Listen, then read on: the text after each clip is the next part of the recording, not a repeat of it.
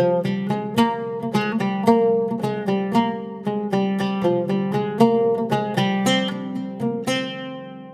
இன்னைக்கு ரொம்ப சுவையான south Indian special jangiri recipe எப்படி பண்ணுறதுன்னு பார்க்க போகிறோம்.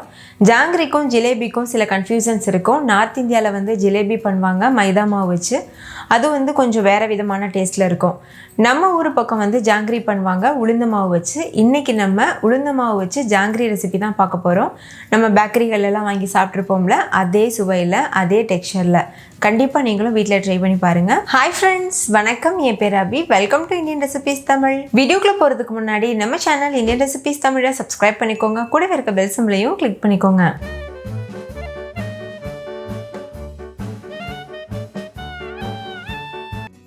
ஃபஸ்ட் இந்த ரெசிபி பண்ணுறதுக்கு ஒரு பாத்திரத்தில் 1 கப் அளவு உளுந்து எடுத்துக்கோங்க.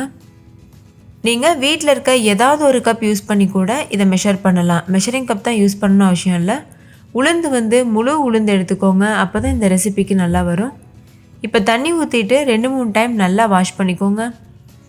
நல்லா இந்த மாதிரி திருகி விட்டு நல்லா வாஷ் பண்ணிக்கோங்க. இப்போ பாருங்கள், இதை நல்லா வாஷ் பண்ணியாச்சு.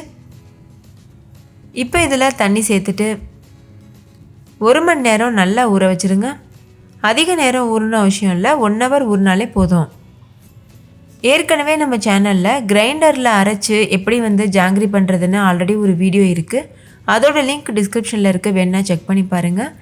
ஆனால் இன்றைக்கி நம்ம மிக்ஸி வச்சு தான் பண்ண போகிறோம். கிரைண்டர் இல்லாதவங்களுக்கு இந்த ரெசிபி ரொம்ப யூஸ்ஃபுல்லாக இருக்கும். ஓகே, இப்போ இதை மூடிட்டு அப்படியே ஒரு உரமாக வச்சிடலாம். 1 மணி நேரத்துக்கு அப்புறமா உளுந்து நல்லா ஊறிருக்கு. இப்போ இதில் இருக்க தண்ணியெல்லாம் வடிச்சிட்டு இதை ஒரு மிக்ஸி ஜாரில் சேர்த்துக்கோங்க. ஒரே டைமில் அதிக உளுந்து சேர்த்து அரைச்சிடக்கூடாது. மிக்ஸி ஜாரில் பாதி அளவு மட்டும் உளுந்து சேர்த்துக்கோங்க. ஒரு 1/4 கப் அளவு மட்டும் தண்ணி சேர்த்துட்டு அரைச்சிக்கோங்க. ஃபஸ்ட்டு தண்ணி சேர்க்காமல் அரைச்சிட்டு அதுக்கப்புறம் தேவைப்பட்டால் மட்டும் தண்ணி சேர்த்துக்கோங்க. எந்தளவு முடியுமோ அந்தளவுக்கு ஃபைன் பேஸ்ட்டாக அரைச்சிக்கோங்க. பாருங்கள், எந்த அளவுக்கு மாவு நல்ல ஃப்ளஃபியாக ஃபைன் பேஸ்ட்டாக இருக்குது. இது கரெக்டான கன்சிஸ்டன்சி. மிக்ஸியை ரொம்ப நேரம் அதிக நேரம் நம்ம அரைச்சிட்டே இருந்தோம்னா சூடாயிரும். அதனால் விட்டு அரைச்சிக்கோங்க. முடிஞ்சதுன்னா நீங்கள் சில் தண்ணி யூஸ் பண்ணி அரைக்க பாருங்கள். அப்போ அந்த மிக்ஸியோட ஹீட்டை நம்ம பேலன்ஸ் பண்ண முடியும். அரைச்சி எடுத்த மாவை இது போல் ஒரு அகலமான பாத்திரத்தில் சேர்த்துக்கோங்க. சின்ன பாத்திரத்தில் சேர்க்கக்கூடாது. கண்டிப்பாக பாத்திரம் நல்லா அகலமாக இருக்கணும். இதே மாதிரி மீதம் இருக்க எல்லா உளுந்தையும் அரைச்சிட்டு இந்த மாதிரி சேர்த்துக்கோங்க. இப்போ இதில் 1 டேபிள் ஸ்பூன் அரிசி மாவு சேர்த்துக்கோங்க. அரிசி மாவுக்கு பதிலாக நீங்கள் கார்ன்ஃப்ளவர் மாவு கூட யூஸ் பண்ணலாம்.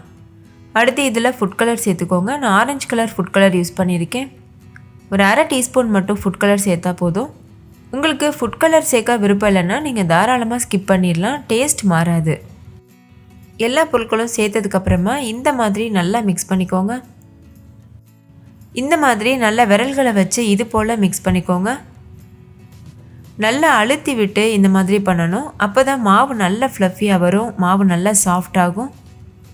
இந்த ஸ்டெப் ரொம்ப ரொம்ப முக்கியம். இது ஒரு 15 நிமிஷத்துக்கு கண்டினியூஸாக பண்ணிகிட்டே இருங்க. ஒருவேளை உங்களுக்கு கை வலிக்கிற மாதிரி இருந்ததுன்னா நம்மக்கிட்ட விஸ்க் இருக்கும்ல, அந்த மாதிரி விஸ்க் வச்சு கூட நீங்கள் இதை பீட் பண்ணிக்கலாம்.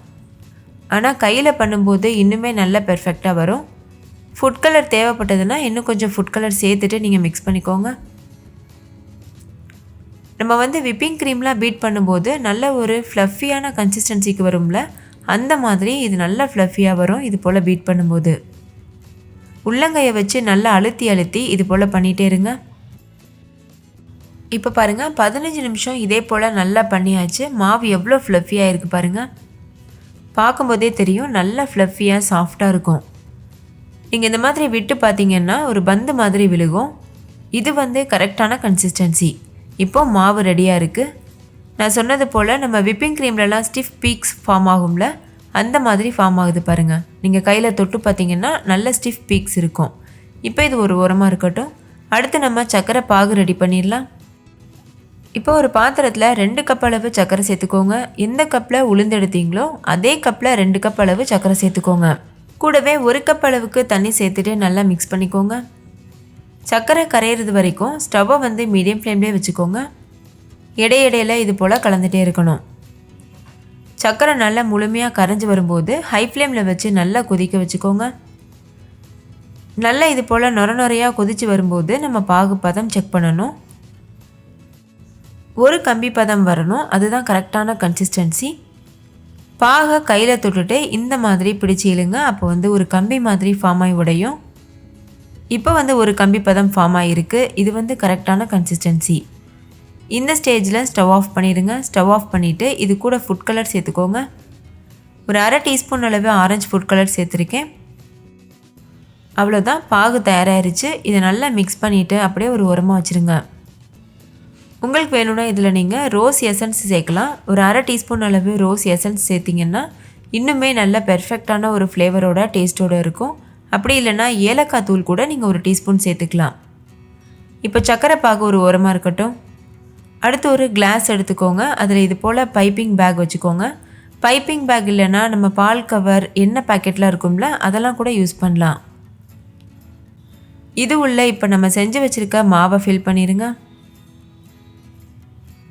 அதிகமான மாவு ஃபில் பண்ண வேண்டாம், ஒரு கரண்டி அளவு மட்டும் சேர்த்தா போதும். அதுக்கப்புறம் இது தீர்ந்ததுக்கப்புறமா நம்ம மறுபடிக்கும் ஃபில் பண்ணிக்கலாம். இப்போ இதை நல்லா கவர் பண்ணிக்கோங்க. டைட்டாக வந்து சுற்றிடுங்க, அப்போ தான் நம்ம பிழியும் போது ஈஸியாக இருக்கும். இப்போ இந்த கார்னரில் சின்னதாக கட் பண்ணிக்கோங்க. ரொம்ப அதிகமாகவும் கட் பண்ணிடக்கூடாது, அதே சமயத்தில் ரொம்ப மெல்லிசாகவும் கட் பண்ணிடக்கூடாது. இப்போ நான் உங்களுக்கு ஒரு பிளேட்டில் டிசைன் பண்ணி காமிக்கிறேன். ஆனால் நம்ம செய்யும்போது டைரெக்டாக எண்ணெயில் தான் ஜாங்கிரி வந்து பிழியணும். ஸ்டார்டிங்கில் இந்த மாதிரி ஒரு பிளேட்டில் பழகிக்கோங்க. அதுக்கப்புறமா நீங்கள் வந்து எண்ணெயில் டைரெக்டாக பிழியும் போது கரெக்டாக வரும். 2 வட்டம் போட்டுக்கோங்க. வட்டம் போட்டுட்டு அது மேலேயே இது போல் பூ மாதிரி டிசைன் பண்ணிக்கோங்க. கடைக்காரவங்க அளவுக்கு நம்மளால் பெர்ஃபெக்டாக பண்ண முடியாது, ஆனாலும் கூட ஓரளவு நம்மளால் பண்ணிட முடியும். ப்ராக்டிஸ் பண்ணிங்கன்னா இந்த டிசைன் பண்ணுறது ரொம்ப ரொம்ப ஈஸி. இதே போல் ஒரு 2-3 டைம் ப்ராக்டிஸ் பண்ணுங்கள், அப்போ கரெக்டாக வரும். ஒருவேளை உங்களுக்கு இந்த டிசைன் வரலைன்னா ஒன்றும் ப்ராப்ளம் இல்லை. இது போல் மினி ஜாங்கிரி கூட நீங்கள் பண்ணலாம். இந்த மாதிரி ஃப்ரையிங் பேனில் எண்ணெய் நல்லா சூடுபடுத்திக்கோங்க. ஃப்ளாட்டான கடாய் யூஸ் பண்ணுங்கள். அதில் இது போல் டிசைன் பண்ணிடுங்க. ஸ்டார்டிங்கில் ஃபஸ்ட்டு ஒரு 1-2 ஜாங்கிரி செய்யும்போது கொஞ்சம் கஷ்டமாக இருக்க மாதிரி இருக்கும். அதுக்கப்புறம் போக போக பழகிரும், ரொம்ப இன்ட்ரெஸ்டிங்காக இருக்கும். ஒருவேளை உங்ககிட்ட ஃப்ரையிங் பேன் இல்லைன்னா நம்ம வீட்டில் ஃப்ளாட்டான சாப்பாடுற பிளேட்டு, அதுக்கப்புறம் தாம்பழம்லாம் வச்சுருப்போம்ல, அதில் கூட நம்ம பண்ணலாம். அதுலேயும் நான் பண்ணி காமிச்சிருக்கேன். ஸோ வீடியோ ஸ்கிப் பண்ணாமல் பாருங்கள். ஃபஸ்ட்டு ஜாங்கிரியை விடவே 2வது செஞ்சது ரொம்ப சூப்பராக பெர்ஃபெக்டாக வந்திருக்கு. ஸ்டவ்வை மீடியம் ஃப்ளேமில் வச்சுட்டு 2 பக்கம் திருப்பி விட்டு முழுமையாக வேகிற வரைக்கும் வேக வச்சுக்கோங்க.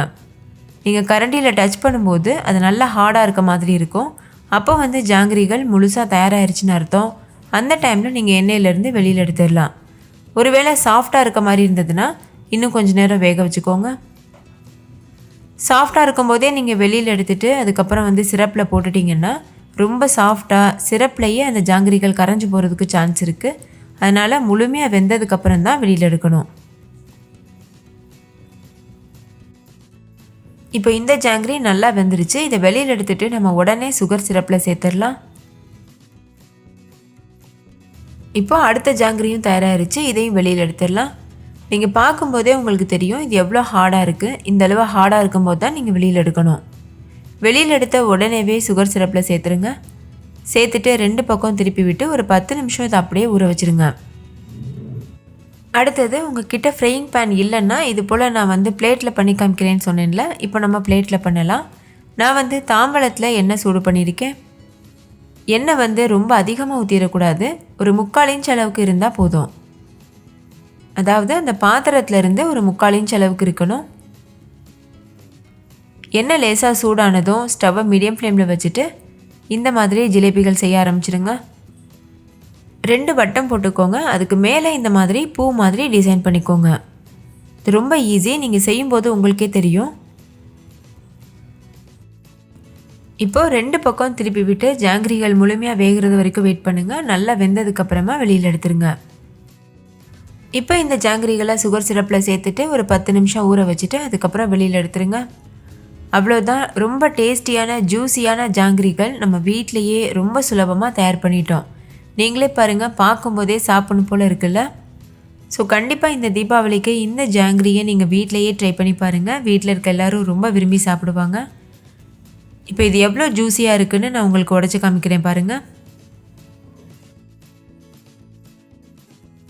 ஓகே ஃப்ரெண்ட்ஸ், இந்த ஜாங்கிரி ரெசிபி உங்களுக்கு ரொம்ப பிடிச்சிருந்துச்சுல? பிடிச்சிருந்தா லைக் பண்ணுங்கள், உங்கள் ஃப்ரெண்ட்ஸ் கூட ஷேர் பண்ணுங்கள். நீங்களும் செஞ்சு பார்த்துட்டு கமெண்ட்டில் சொல்லுங்கள். தேங்க்யூ.